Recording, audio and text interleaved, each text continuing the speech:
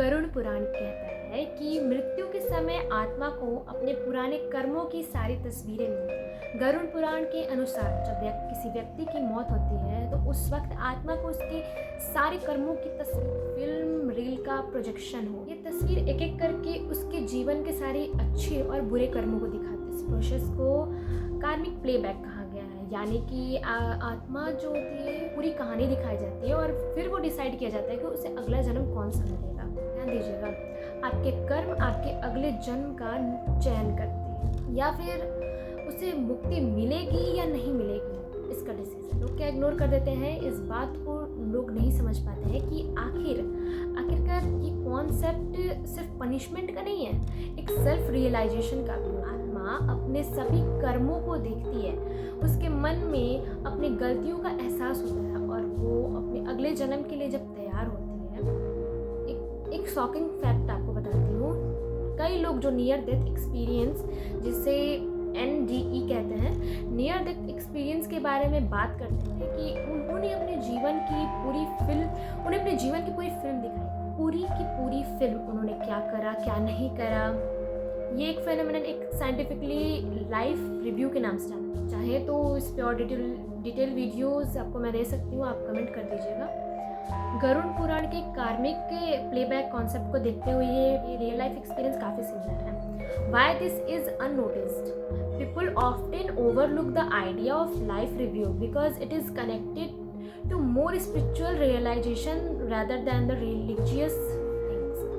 गरुड़ पुराण में ये काफ़ी एक्सप्लेन किया गया है, लेकिन इसे हम एक ट्रेडिशनल रिलीजियस बिलीफ समझ करके इग्नोर करते हैं। आपने कभी सोचा है अगर आपकी आत्मा को आपके मतलब पूरे जीवन का एक फिल्म की तरह दिखा दिया, कैसा होगा? गरुड़ पुराण यही कहता है कि जब किसी की मौत होती है तो उसकी जो आत्मा होती है उसको पूरी तस्वीर दिखाई जाती है कि उसके कर्मों के सारे प्लेबैक्स उसे दिखाया जाता है कि तुमने अपने जन्म में क्या क्या किया। एक एग्जाम्पल से मैं आपको समझाऊंगी। एक शहर के बीच में एक छोटी सी गली में जहाँ एक लड़का आरव रहता था। आरव एक ऐसा व्यक्ति था जो अपने जीवन में कभी अपने कर्मों को ध्यान हर दिन वो अपने सेल्फिशनेस, अपने डिसीजन से दूसरों को काफ़ी ज़्यादा हर्ट करता था। भयानक एक्सीडेंट हो जाता है, जब उसका शरीर हॉस्पिटल के बेड पे रहता है तब उसकी आत्मा कार्मिक प्लेबैक में चल रही होती है। जब आरव की आत्मा को अपने कर्मों का प्लेबैक दिखाया गया, वो देखता है कि हर एक अपराध, हर एक दूसरे को तकलीफ देने वाली बातें एक एक करके उसकी आंखों के सामने आ रही। पहले उसने देखा अपने कॉलेज फ्रेंड रवि को उसने कैसे धोखा दिया था, कैसे उसके साथ बुरा किया। उसके बाद उसने अपनी माँ को देखा, जैसे कि उसने गलतफहमी में अपनी माँ को झूठा साबित किया। और सबसे ज़्यादा अपने दोस्त सिमरन की फीलिंग्स के साथ खिलवाड़ करना, उसकी ज़िंदगी बर्बाद करना, ये सारी चीज़ें बारी बारी करके उसके दिमाग में आ रही थी।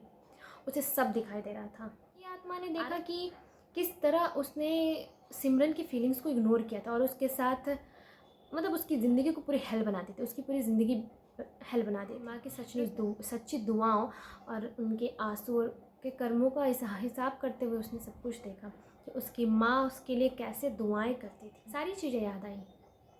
उसकी आत्मा को ये तस्वीर समझ आ गया कि उसने जो किया उसका नतीजा क्या होगा। आरव की आत्मा ये बात तो अच्छे से समझ गई थी कि जब तक से वो अपनी गलतियों का सबक उसे नहीं मिल जाता तब तक वो मोक्ष तो नहीं पा सकता। उसे अपने अगले जन्म की तैयारी करनी थी।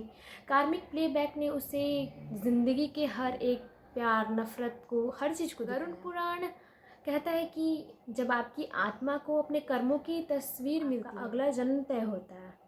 आरव ने अपनी ज़िंदगी में जो भी कुछ किया उसका हर एक पल उसे प्लेबैक के रूप में मिला। अगर आप भी अपने कर्मों का पता लगाना चाहते हो तो सोच समझ करके जियो। आपको ये कहानी पसंद आई हो तो लाइक करें, कमेंट करें और सब्सक्राइब करना ना भूलें। और मिलते हैं अगले एपिसोड में एक हिडन पुराणिक मिस्ट्री के साथ। तब तक के लिए अपने कर्मों को ध्यान में रखें, कहीं आपको भी प्लेबैक ना दिख जाए।